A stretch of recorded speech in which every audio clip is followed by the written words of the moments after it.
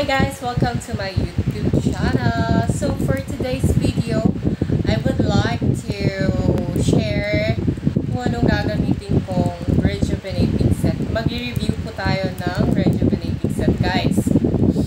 Kung interesado ka sa akin channel, mag-subscribe ka na.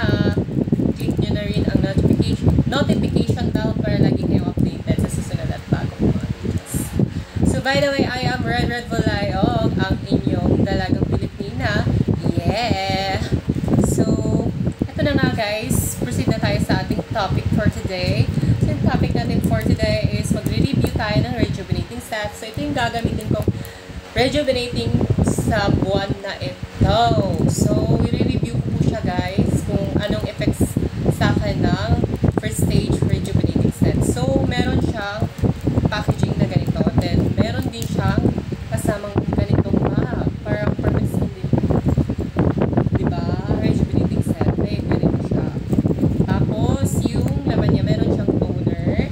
Ito yung toner niya, guys. Then, meron siyang rejuvenating plus cream. Pang night cream ito. Then, meron din siyang, di mawawala yung sunscreen niya, guys. Meron siyang sunscreen. Of course, hindi naman mawawala yung soap niya, guys. Yung soap niya, guys, is 150 grams. So, ang laki, diba? So, ginamit ko na po yung konti nito. So, gumamit na ba ako ng first stage soap kagabi. So, ang ganda nyo, guys, gamitin.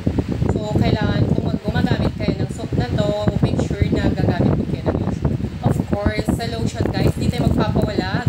Actually, yung lotion ko, guys, is Myray. So, this month, yung gagamitin kong lotion, gusto ko i-try kasi itong Erase Exfoliant Whitening Lotion. So, meron siyang 15 SPF. So, ito yung Erase Exfoliant Whitening Lotion, guys. So, ita-try natin while using this rejuvenating set natin na first stage. Kasi yung soap, guys, na first stage is malakas siya. So, kailangan natin gumamit ng lotion. So, yung lotion na yun yung gusto ko i-try. So, guys, so update ko kayo sa journey ng paggamit ko sa first stage rejuvenating set. So, yun lamang po, guys.